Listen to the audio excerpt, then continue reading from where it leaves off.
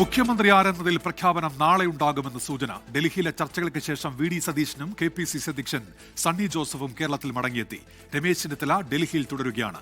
വിനീത VG വിശദാംശങ്ങളുമായി ഇപ്പോൾ ഡൽഹിയിൽ നിന്ന് ചേരുന്നുണ്ട്. വിനീത, നാളെയാണോ പ്രഖ്യാപനം?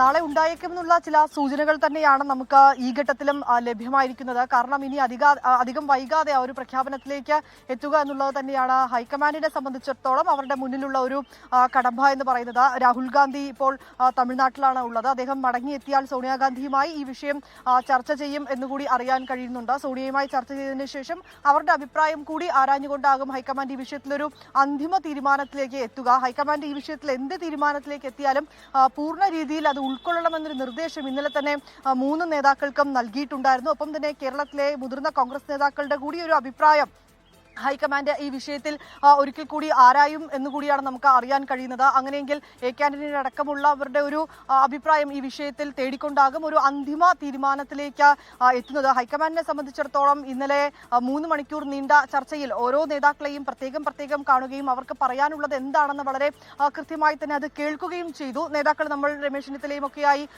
സംസാരിക്കുമ്പോഴും അല്ലെങ്കിൽ അവരുമായി ഏറ്റവും അടുത്ത് നിൽക്കുന്ന വൃത്തങ്ങളും ഒക്കെയായി നമുക്ക് അറിയാൻ കഴിയുന്നത് ഈ 3 പേരും വലിയ ആത്മവിശ്വാസത്തിൽ തന്നെയാണ്.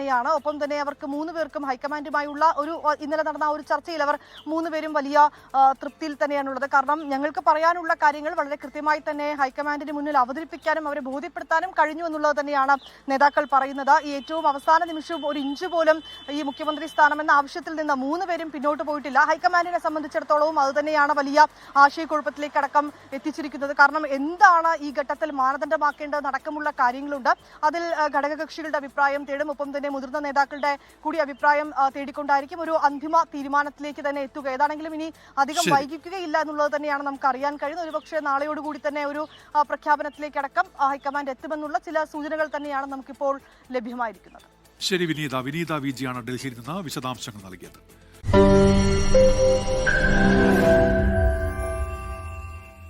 ലോകത്തെവിടെയായാലും ഏത് സമയത്തും 24 വാർത്തകളും ഓഗ്മെന്റഡ് റിയാലിറ്റി പാക്കേജുകളും എക്സ്പ്ലെയിനറുകളും വിശദമായി കാണാൻ ഞങ്ങളുടെ YouTube ചാനൽ നിങ്ങൾക്ക് സബ്സ്ക്രൈബ് ചെയ്യാം.